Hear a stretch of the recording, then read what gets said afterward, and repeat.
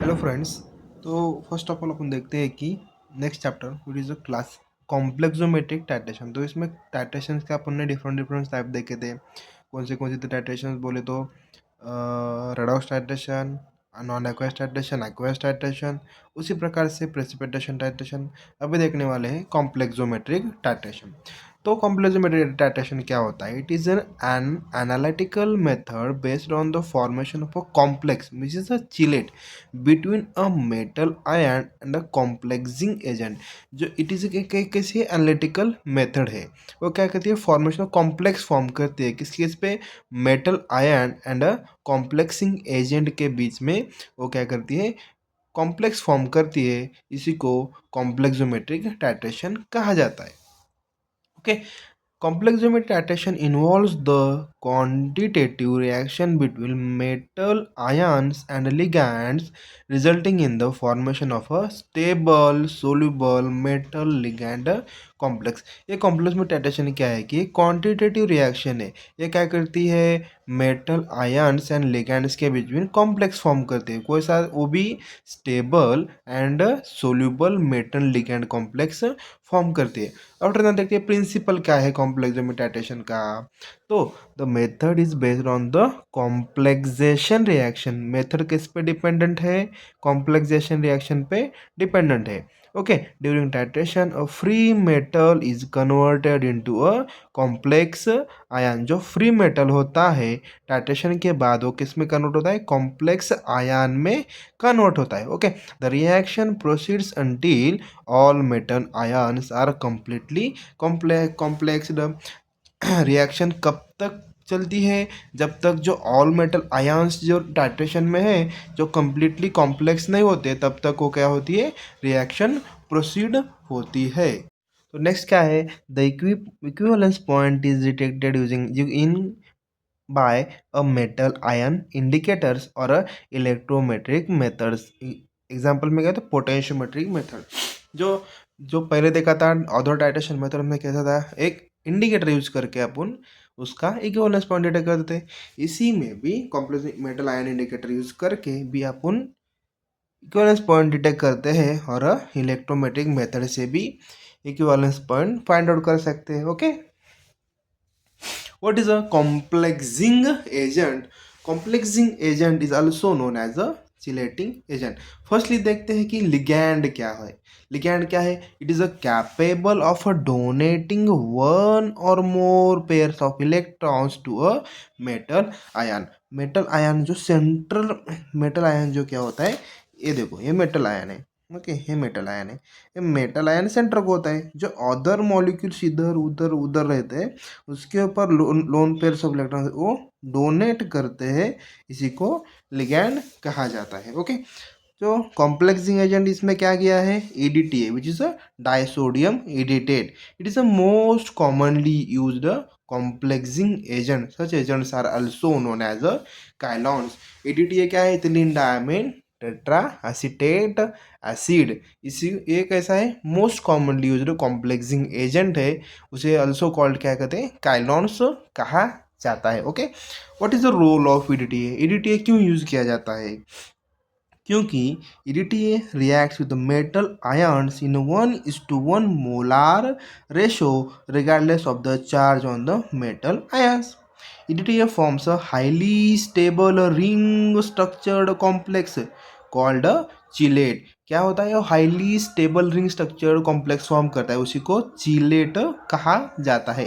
Due to its high stability EDTA is widely used for water hardness determination and metal ion analysis such as calcium, magnesium, zinc etc। क्योंकि इसकी high stability से EDTA use किया जाता है water hardness determination के लिए use किया जाता है as well as a metal analysis के लिए यूज किया जाता है। ओके। आफ्टर देखते हैं कि what is a chelation. Chelation क्या है? Chelation is the process in which a ligand binds a metal ion through multiple coordination sites forming a chelate complex, ये कैसी है प्रोसेस है क्या करने की, binds metal ion and coordination sides पे बाइंड करने की एक प्रोसेस है, उसे चिलेट कॉम्प्लेक्स फॉर्म होता है। Okay, chelates are more stable than a simple ligand complex. जो सिंपल लिगैंड कॉम्प्लेक्स होता है तो चिलेट्स कैसा कोऑर्डिनेशन कॉम्प्लेक्स में फॉर्म होता है, तो कौन सा स्टेबल होगा, ऑलरेडी चिलेट ही स्टेबल होगा ना, तो उसी हिसाब से chelates are more stable than a simple ligand complex से चिलेट्स आर मोर स्टेबल होते हैं। तो देखते हैं कि अपन concept of complexation and chelation, complexation की कंसेप्ट क्या है, chelation according to IPC, IPC मतलब क्या है, international union pure applied chemistry. तो इसमें ये क्या कहती है, chelation involves the formation or presence of two or more separate coordination bonds between a polydentate ligand and a single central atom। में ये प्रोसेस क्या है कि polydentate ligand multiple bonded ligand होता है, लिगैंड में क्या डोनेशन करने वाला, जो अपन बताया था ना, ये जो होता है ना, ये सेंट्रल एटम होता है, यहाँ पे जो लिगैंड से, लिगैंड से क्या करते हैं, पॉलीडेंटेट मतलब मल्टीपल एटम शेयर करते हैं, इसी को लिगैंड कहा जाता है, और इसी को कॉम्प्लेक्सेशन प्रोसेस कहा जाता है, और चिलेशन।